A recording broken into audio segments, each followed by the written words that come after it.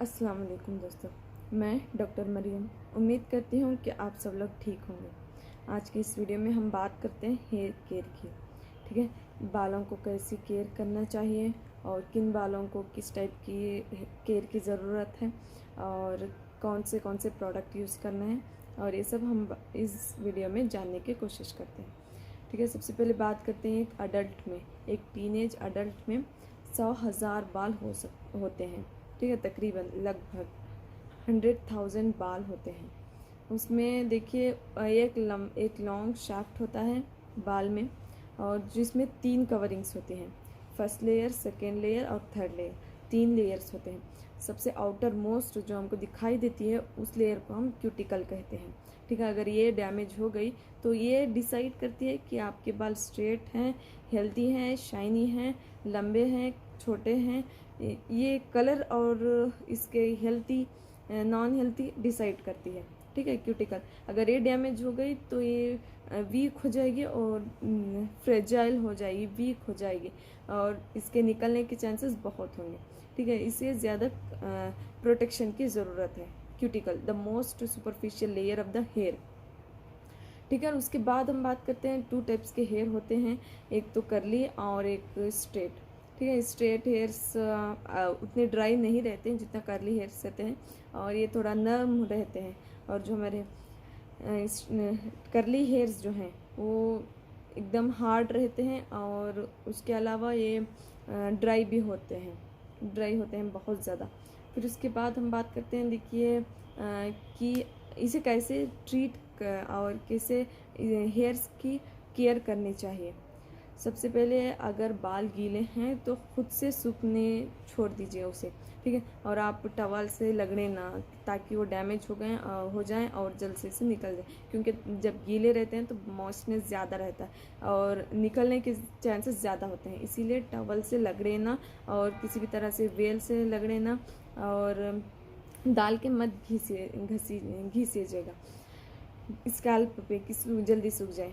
वो खुद से सूख जाएंगे, उसे ऐसे टाइम दीजिए और खुद से सूखने की कोशिश कीजिए। ठीक है, हेयर्स को कभी भी टॉवल से लगड़ना नहीं चाहिए, वो खुद से सूखना चाहिए।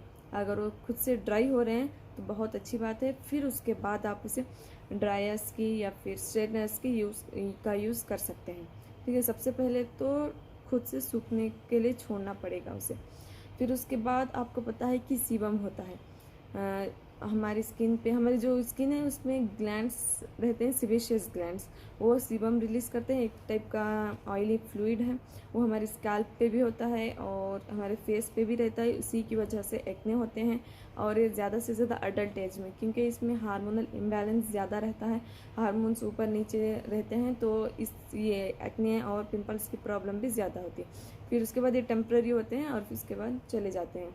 इसका भी ख्याल रखना चाहिए कि सीबम होता है ऑयली फ्लूइड जो हमारे स्कैल्प में भी प्रेजेंट होता है, तो आप उसे ज़्यादा, और एक तो सीबम नेचुरल ऑयल है और उसके ऊपर आप और ज़्यादा ऑयल अप्लाई कर रहे हैं, तो आपको उसे देखना पड़ेगा, फोकस करना पड़ेगा और उसे धोना पड़ेगा। ठीक है, फिर उसके बाद हम बात करते हैं अगर आपको पिंपल्स है, तो अगर आपके फेस पर कहीं पिंपल्स है तो आपके बालों को आपके फेस पर गिरने ना दें।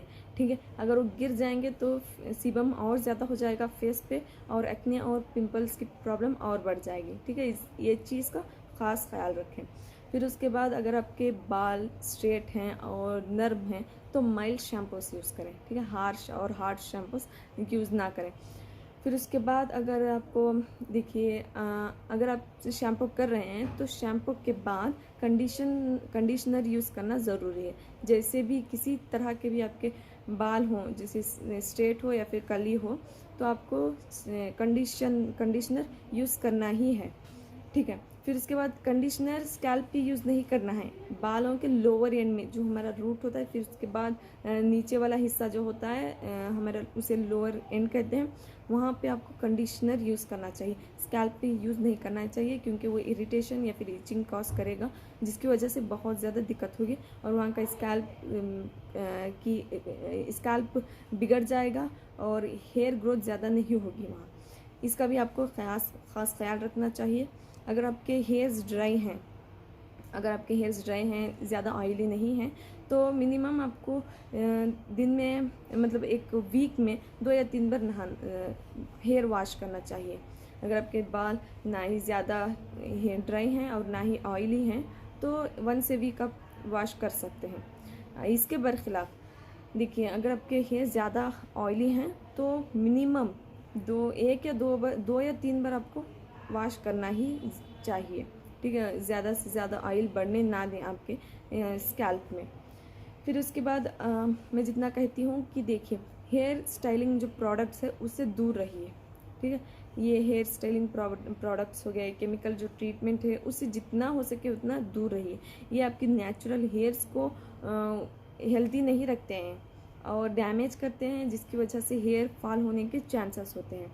फिर उसके बाद ये डिसाइड होता है, देखिए हेयर केयर बहुत ज़्यादा चीज़ों पर डिपेंड होता है, जैसे आप किस प्रोफेशन में हो।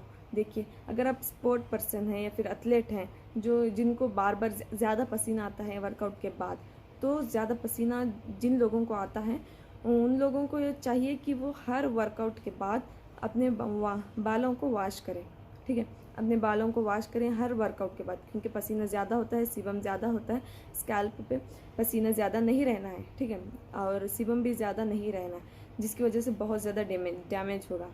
और अगर आप एक लाइफ गार्ड हैं और स्विमर हैं जिसे डेली या फिर बहुत ज़्यादा सन से एक्सपोज होना है और क्लोरीन से एक्सपोज होना है, तो उनके लिए ट्रीटमेंट अलग है, हेयर केयर की ज़रूरत उनके लिए अलग है।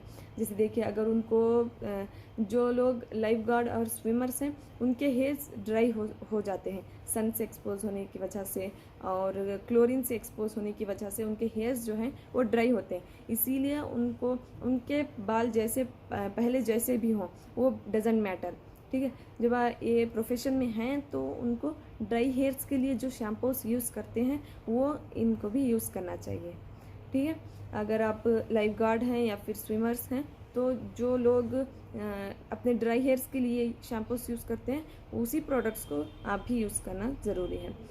फिर उसके बाद कर्लिंग हो गया, स्ट्रेटिंग हो गया, ये जो हीट स्टाइलिंग जो प्रोडक्ट्स हैं और हीट स्टाइलिंग टेक्निक्स जो हैं वो ड्राई हेयर्स के लिए होता है। सबसे पहले इनको यूज़ करने से पहले आपको अपने बाल सुखाएं, ठीक है, ड्राई करें, फिर उसके बाद ये सब प्रोडक्ट्स इस्तेमाल करें। फिर उसके बाद केमिकल ट्रीटमेंट से भी दूर रहिए जितना हो सके, क्योंकि अगर आपको देखिए स्ट्रेट कराना ही है, आपको स्ट्रेटनर यूज़ करना ही है, तो 6 वीक्स का गैप दीजिए नेक्स्ट ट्रीटमेंट के। आप पहले कर लिए तो बीच में 6 वीक्स का गैप दीजिए, फिर नेक्स्ट ट्रीटमेंट कीजिए, ठीक है। इससे आपके जो गैप दे रहे हैं उससे आपके हेयर्स को टाइम मिलेगा रिलैक्स होने का और अच्छे से ग्रो होने का, ठीक है। हर बार मतलब बार बार ना कीजिए, इनको भी टाइम दीजिए अपना कमाल दिखाने का। फिर उसके बाद हम बात करते हैं पम्प्स भी यूज़ करते हैं कर्ली हेयर्स को लेने के लिए, जैसे स्ट्रेटनर्स यूज़ करते हैं वैसे पम्प्स भी यूज़ करते हैं और कलरिंग प्रोडक्ट्स भी यूज़ करते हैं।